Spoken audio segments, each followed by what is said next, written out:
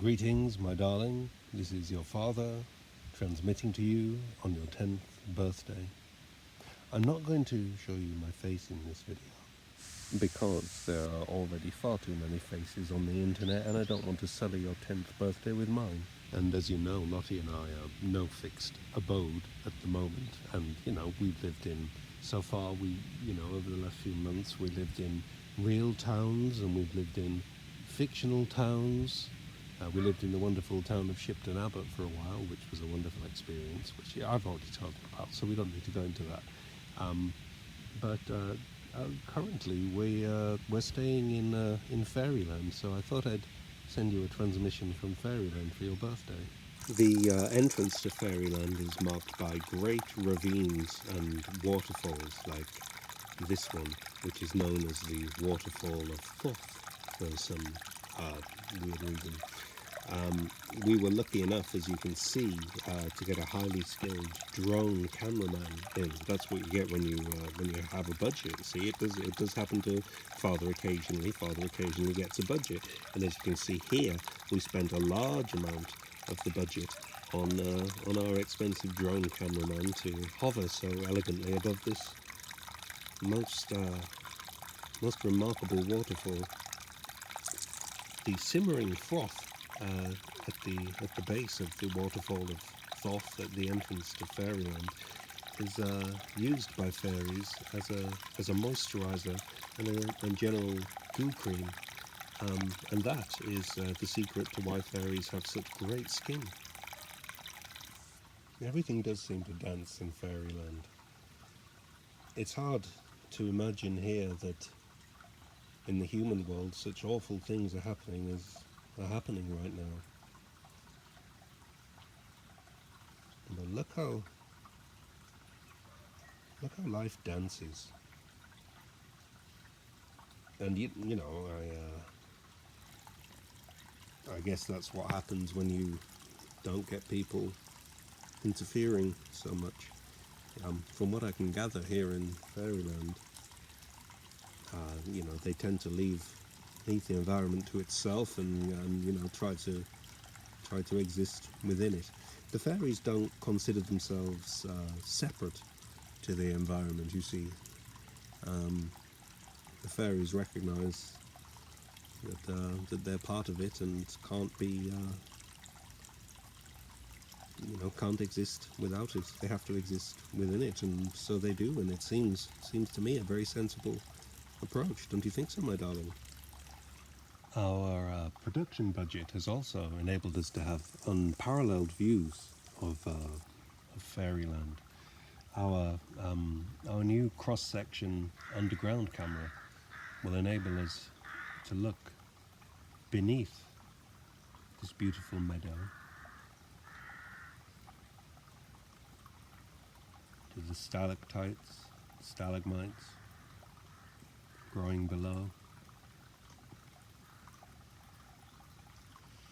These mines are harvested regularly to make bracelets and jewellery, which the fairies sell to pixies. They sell them, but it's not as if fairies have capitalism and consumerism in the same way we do. They more, they have more a barter economy. The fairies and the pixies and so on, they exchange things. Consequently, they're less aggressive, and there's a generally less aggressive atmosphere than here on Earth. Oh look, there we go. There, our first fairy spotted. Hello. What's she doing? Just looking around.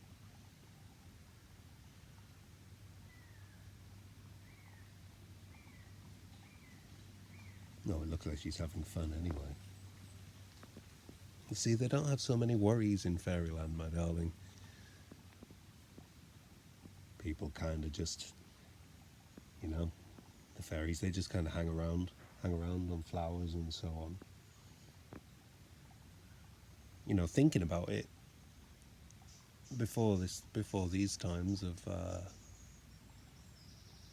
everybody having to to look at moving things all the time in one way or another.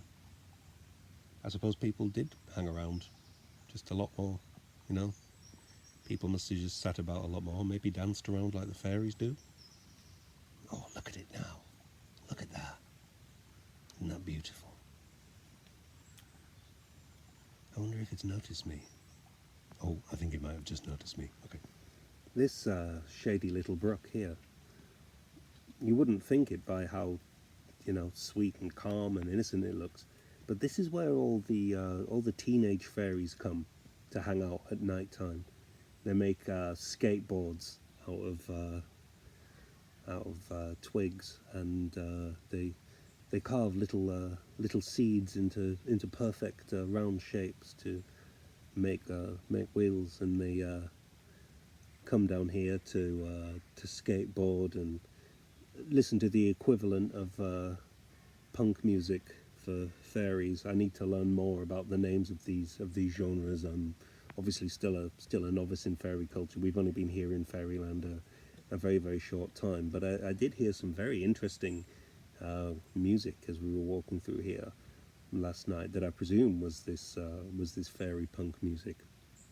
It was I suppose it was twinkly but repetitive, and very, very, very, very driving, and there were high pitched voices squealing "I don't like pixies" over the top of it. And there was something that sounded like a saxophone as well, but like a really, really small little saxophone made of I don't know, maybe a carved piece of amber or something like that. Anyway, this one again comes virtue of our drone photographer. This is an overhead shot of this small area of rebellion.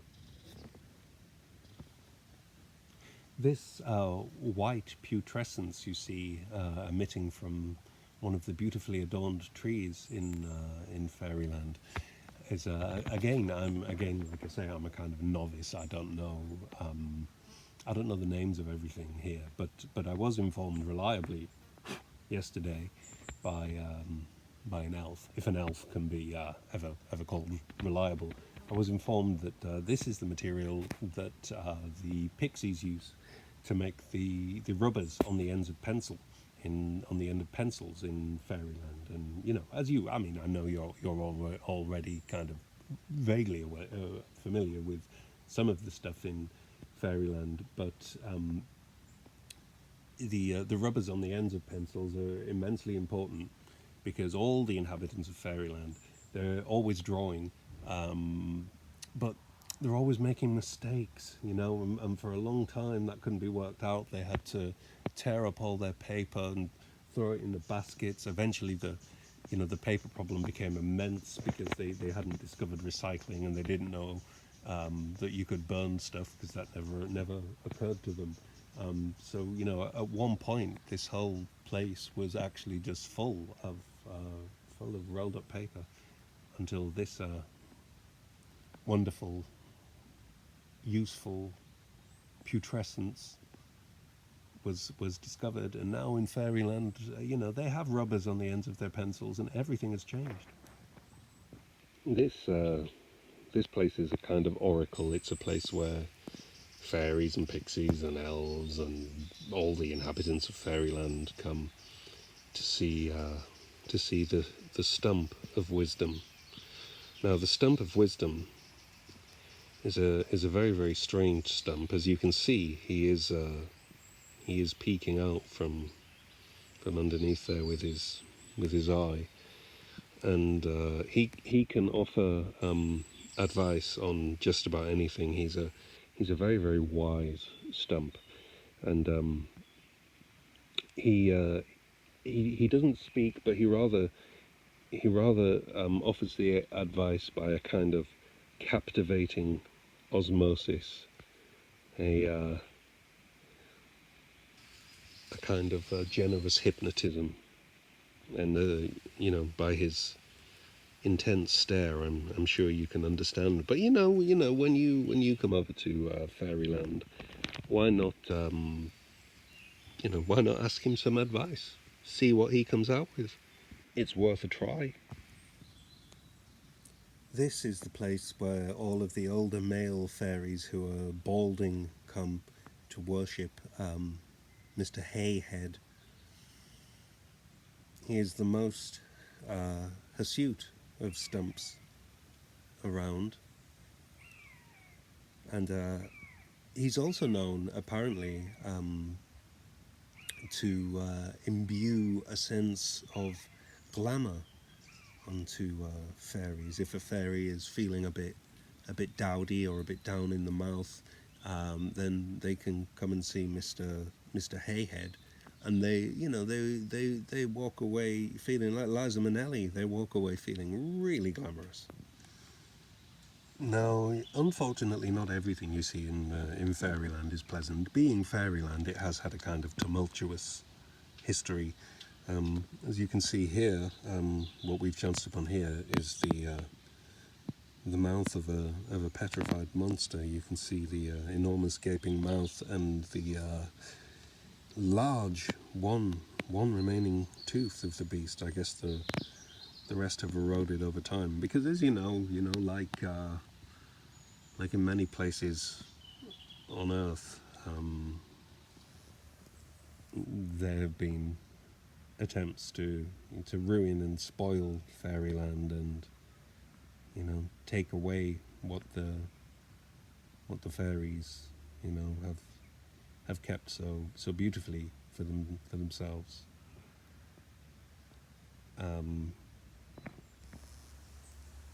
I think I mentioned earlier that the fairies don't have wars and stuff among themselves. They don't blow each other up and so on. They can be a little bitchy, the fairies. And they've been known to like slap each other a little bit if they get too highly strung. But there's never been anything like wars in Fairyland, except when monsters try to invade Fairyland, which has happened before, and the petrified mouth that we saw a few moments ago was evidence of that, because luckily, if all the fairies team together, they can use their fairy magic to get all the monsters to bugger off, can't they? But over time, to a large extent, people won't let the fairies alone. Although that has settled down a little bit lately, thank goodness, because you can see Fairyland is a very, very peaceful place, and it's very difficult to imagine how horrific places in the human dimension are right now, when it could actually be so gorgeous and just like Fairyland. But I tell you something, kiddo, I know darn well that you're one of the folk who are going to turn this planet back into Fairyland. Everything is beautiful, my darling, and everything dances. Apart from the terrible things that a lot of people make. And as you can hear, even in Fairyland, even through this dimension in space-time, you can still hear the bloody aeroplanes. Okay, so now you're in double digits. You're getting big. You're halfway to 20. So the world is yours to seize. Don't listen to most of the grown-ups, because they're usually wrong. But listen to the fairies, and listen to